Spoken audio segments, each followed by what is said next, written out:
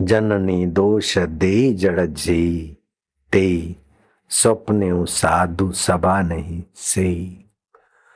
जननी हो चाहे जनक हो या पति हो या पत्नी हो या ननंद हो या भाभी हो, दिरानी हो या जिठानी हो, एक दूसरे के दोष थोपना या एक दूसरे के दोष देखना अपना चित्त दोष ही होता है। इससे हमारे शरीर में हानिकारक द्रव्य रसायन पैदा होते हैं और हमारी मति दोष के कारण मारी जाती है। ये गुण दोषमयी सारी सृष्टि है, सब भगवान की लीला है। तुमने सिनेमा कभी देखी होगी, फिल्म देखी होगी अथवा टीवी में देखते होंगे, तो कभी तो अच्छे सुंदर सुहावने दृश्य आते, तो कभी डरावने डाकुओं की हरकतें आती, कभी चोरी करके भागने वाले आते, तो कभी चोरों को पकड़ने वाले आते, तो कभी चोर उनको चकमा देकर ठिंगा दिखाने वाले होते। तो बदमाश भी दिखाए जाते हैं और सज्जन भी, लाचार मोहताज भी और हरामी हरामखोर भी दिखाए जाते। ये सब के सब पात्र दर्शक के आनंद आह्लाद सूझबूझ और मस्ती बढ़ाने के लिए। ऐसे ये संसार भी एक प्रकार की रंगशाला है। मेरा भाई तो ऐसा है, मेरी माँ तो ऐसी है, मेरा चाचा तो ऐसा है, मेरा पड़ोसी तो ऐसा है, फलाना ऐसा है, फलाना बहुत खाता है, फलानी ऐसी है। ऐसा करके अपने दिल को खट्टा मत बनाओ बेटे, ये सब भगवान की लीला है। कीड़ी में तू नानो लागे, हाथी में तू मोटो जू, बण मावत ने माथे बैठो हाकण वालो तू रो तू, ऐसो खेल रचो मेरे दाता, जहाँ देखूं वहां तू रो तू। ऐसी पैनी दृष्टि करने से आपकी भक्ति सफल हो जाएगी, आपका मनुष्य जीवन सफल हो जाएगा, आपकी बुद्धि में भगवत प्रसाद आएगा। कोई ऐसा है गुण दोष देखोगे, दोष देखोगे तो बुद्धि में फरियाद खिन्नता आएगी, गुण देखोगे तो आसक्ति आएगी। लेकिन गुण और दोष भगवान की लीला है, ये सब भगवान की माया है। तो गुण दोष वाले दिखते हुए भी भगवान ही दिखेंगे। समुद्र लहरा रहा है और फिर कहीं आग लगी, आग लगी है वो भी प्लास्टिक की पट्टियां और लाइट, और समुद्र लहरा रहा है वो भी प्लास्टिक की पट्टियां और लाइट है, बिल्कुल प्रेम जगह का समुद्र। और बयाबान मरुभूमि है, धरती दोहरा रही है और लू चल रही है, वो भी लाइट और पट्टियां है। और मेवलो आई हो गया सांवलिया सेठरी जय हो झूमे रहा है, फागणियों आई हो वड़ला है, गोपी नाचे रही है, वो भी लाइट और प्लास्टिक की पट्टी। बोरे बोरे खूब नाचे रहा, फागणियों आई हो रे। सांझ पड़ी दिन हाथ में देवी मगरे वाहोली दो हे, मगरा माथे मंदिर हे, मंदिर अंबारो हे जी रे मंदिर अंबारो।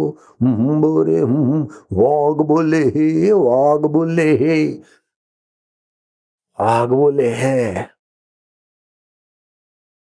वाग बोले हे जी, वाग बोले हे, वाग अंबारो हे जी।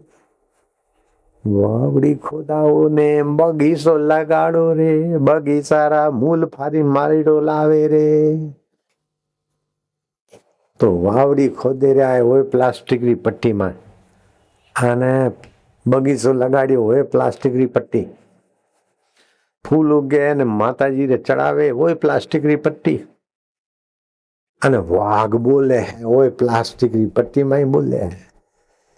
फिल्म में प्लास्टिक की पट्टी और प्रकाश अटे माया सच्चिदानंद गोविंद है, गोपाल है, अच्युत है, केशव है, वही की वही लीला है। वासुदेवा सर्वमिति। दुनिया की कोई भी चीज दिखती है उसके पहले देखने वाला ज्ञान होता है। दुख भी दिखता है, सुख भी दिखता है, वो जिससे दिखता है वो ज्ञान स्वरूप चैतन्य परमात्मा है। गरीबी भी दिखती है, अमीरी भी दिखती है, बचपन भी दिखता है, जवानी भी दिखती है। जो दिखने वाले को महत्व देता है तो जिससे दिखता है उस भगवान से पीठ कर देता है। लेकिन जो दिखने वाला दिख के बदल जाता है, लेकिन जिससे दिखता है वो मेरा गोविंद है, गो माना इंद्रियां, इंद्रियों के द्वारा उसी की चेतना विचरण करती। गोपाल, इंद्रियां उसी से पालित होती। वही अच्युत है। बचपन च्युत हो गया, जवानी च्युत हो गई, सुख च्युत हो गया, दुख च्युत हो गया, कई जन्म आए, कई मृत्यु आए, लेकिन फिर भी जो अच्युत है वो मेरा आत्मदेव ज्ञान स्वरूप प्रभु है। सो साहिब सद सदा हजूरे, अंधा जानत ताको दूरे। जो भगवान को दूर मानते ने, द्रौपदी ने कहा प्रभु जी मेरी लाज जा रही थी, दुशासन साड़ी पकड़ के खींचने में ही था, मैंने आपको बुलाया, आपने देर क्यों किया? अरे बोले बाहुरी, तूने बोल दिया ना हे द्वारिकाधीश, तो पहले तो मेरे को अंतरात्मा से निकल के द्वारिका जाना पड़ा और फिर आया। तू बोलती हे अंतर्यामी तो मैं उसी समय प्रकट हो जाता। तो कोई मंदिर में देखे, कोई वैकुंठाधिपति बोले, कोई द्वारकाधीश बोले तो अटे जानो पड़ेगा, नहीं तो तुम्हें तो भरपूर हूँ, मोटा थी प्रकट हो जाऊं क्या?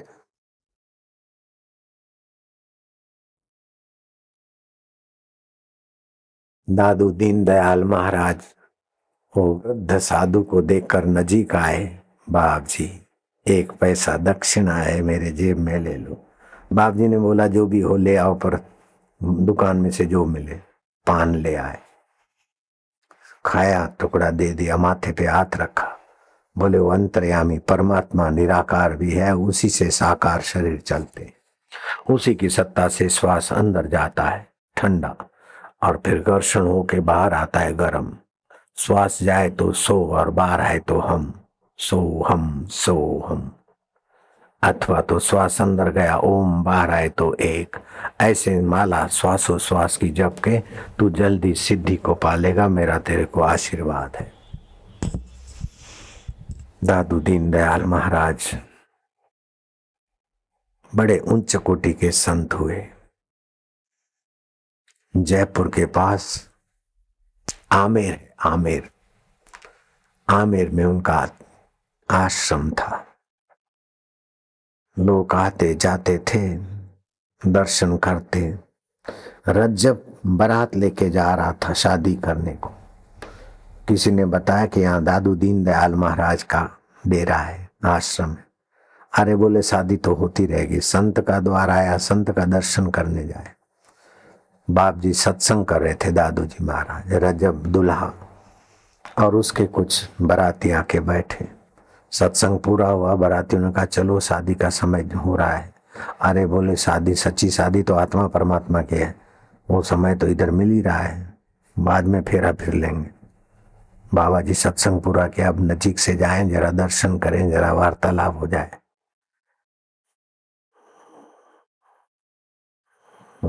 रज्जब की नम्रता प्रणाम आदि देखकर दादू जी ने एक मीठी नजर डाली। बोले क्या है? बोले बाप जी शादी का झमेला करा। बाप जी ने बोला रज्जब तूने गजब किया, माथे बांधा मोर, आया था हरि भजन को और चला नरक की ठोर। हाड़ मास के शरीर में प्रीति करके सुख भोगते भोगते कमर तोड़ के अपना मन बुद्धि सब जीवन खत्म करेगा। आया था तो भगवान का भजन करे थे बाप जी के, चलो मैं आज से भगवान के भजन कर।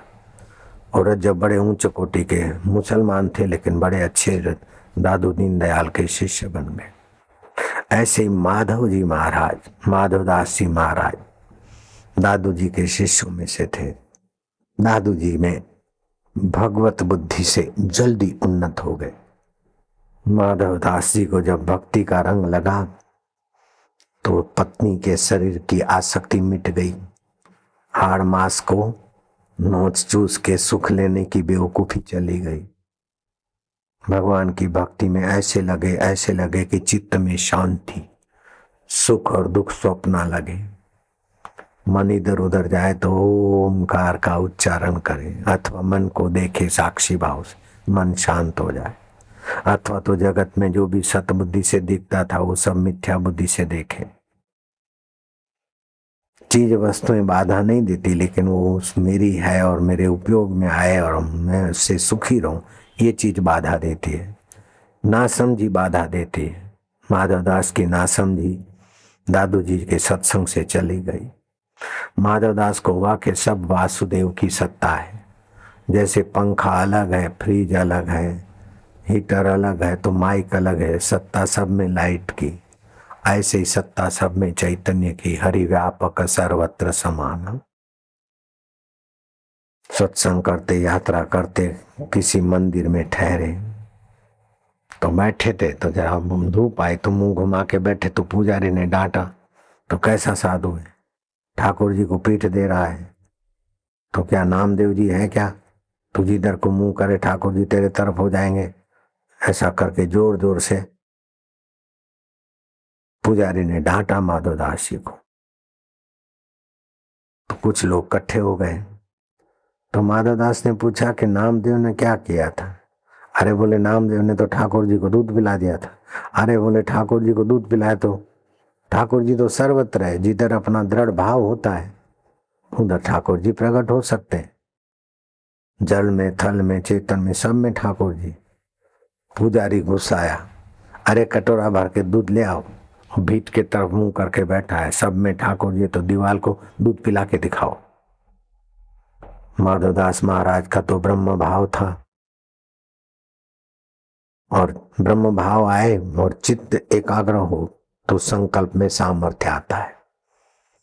ब्रह्म भाव के साथ एकाग्रता हो।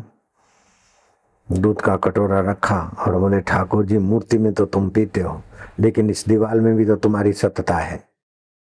हे अच्युत, हे गोविंद, हे गोपाल, हे केशव, अलग अलग रूपों में अलग अलग नाम है, लेकिन जड़ चेतन जीव जगत सकल राममय जानी। देखा तो दीवाल शकुर शकुर शकुर दूध पी गई, सबकी आंखें, दीवाल ने दूध पिया। पुजारी और आसपास के लोग चरणों में गिर पड़े। अब तो उनको लोग मानने लगे, जय माधवदास जी महाराज की, माधवदास का सत्संग सुनने लगे। तो उस भीड़ भाड़ में उनका ससुर तुलसी वो भी आया, बोले यही है जमाई, मेरी बेटी को छोड़ दिया, साधु बन गया, इसका बदला लेना चाहिए। और अकबर तो मेरी बात मानते हैं, राज दरबार में मेरी चलती भी है। जाकर अकबर को कहा कि एक साधु आया है, माधवदास उसका नाम रखा है उसने, और दीवाल को दूध पिलाने का ढोंग करता है, ये तो अधर्म हो जाएगा, ऐसे अधर्मियों को तो मृत्यु दंड देना चाहिए। अकबर ने बुलाया मंत्री को, क्या है? बोले हाँ, माधवदास महाराज का आजकल नाम बहुत हो गया है, दीवाल को दूध पिलाया। तो ससुरा ने कहा ये सब साजिश है, ढोंग है, कुछ छेद भेद कर रखा होगा, पहले से सुनियोजित होगा, निंदक को तो सब दोष ही दिखेगा। और अपना जमाई था, बेटी छोड़ा था,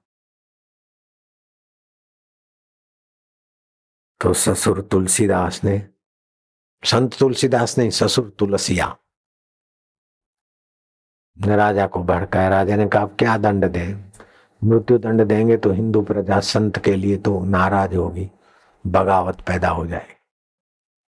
तो उस हरामी ससुर तुलसी ने युक्ति दी कि शेर के पिंजरे में डाल दिया जाए। अगर वो सच्चा साधु होगा, अकबर ने सोचा, तो शेर उनको खाएगा नहीं, और ऐसे ही होगा तो शेर खा लेगा, तो हम बोलेंगे क्या करे भाई, शेर ने फाड़ दिया, ऐसा वैसा कुछ बहाना बना देंगे। तो शेर का जो घर बना रहता है पिंजरा बड़ा, उसमें शाम को उनको पकड़वा के डाल दिया।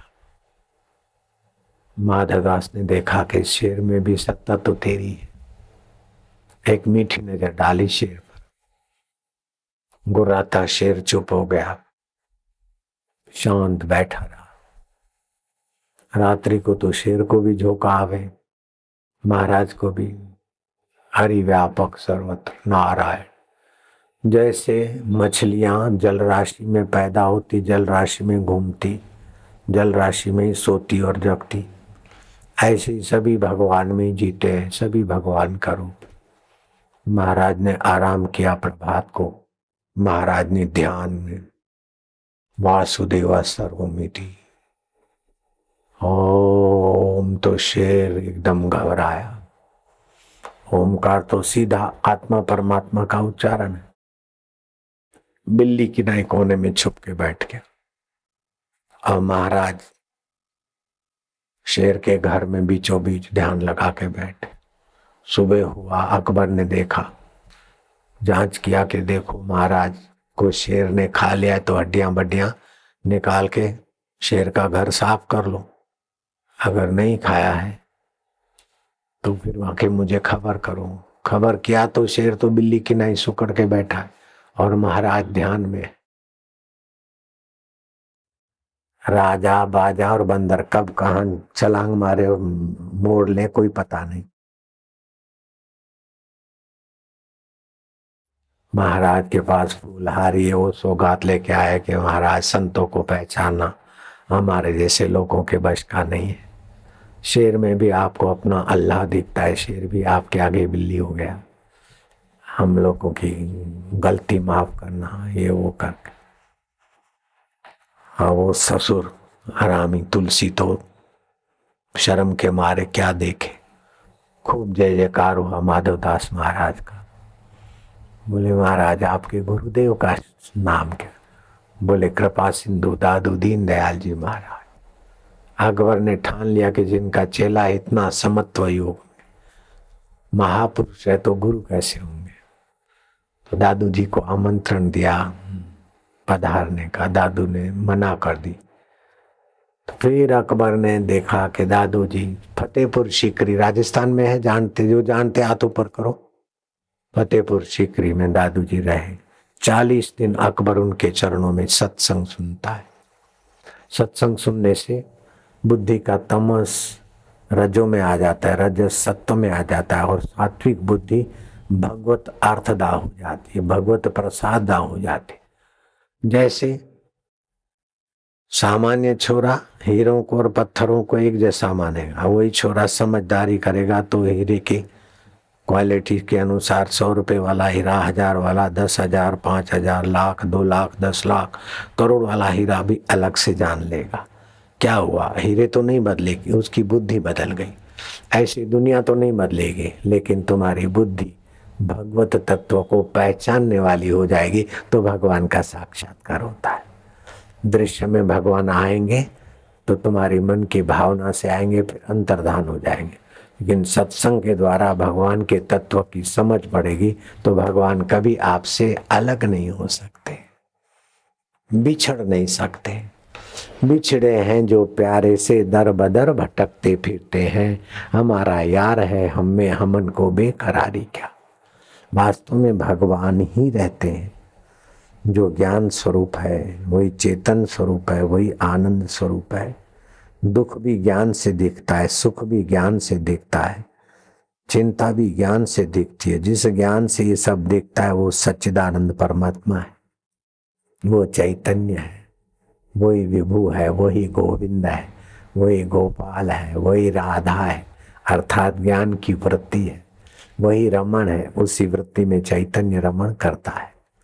मेरी नेत्र वृत्ति आपके तरफ आती है, आपको देखती है, ये राधा रमण है। और थक जाएंगे तो गोविंद गोपाल हो जाएंगे। तो हजार हजार भगवान के नाम है, हर नाम का अपना अपना अर्थ है, अपनी महिमा है, अपना महत्व है। चतुर्मास के दिनों में भगवान नारायण अपने गोविंद गोपाल स्वभाव ज्ञान स्वभाव में समाहित होते, क्षीर सागर में शयन करते। तो चतुर्मास में जल में ईश्वरीय अंश का तेज बढ़ जाता है, इसीलिए प्रातःकाल स्नान का पुण्य लाभ होता है। इन दिनों में घर में भी कोई जो भी पानी मिलता है उस पानी में जव और तिल का थोड़ा पिसा हुआ जव और तिल का पाउडर डालकर बिली पत्ते 2-4 डाल दिए या 1 आध डाल दिया, ओम नमः शिवाय कर जप करके लोटा पानी लेके सिर पर डाले और स्नान करे तो तीर्थों में स्नान करने का फल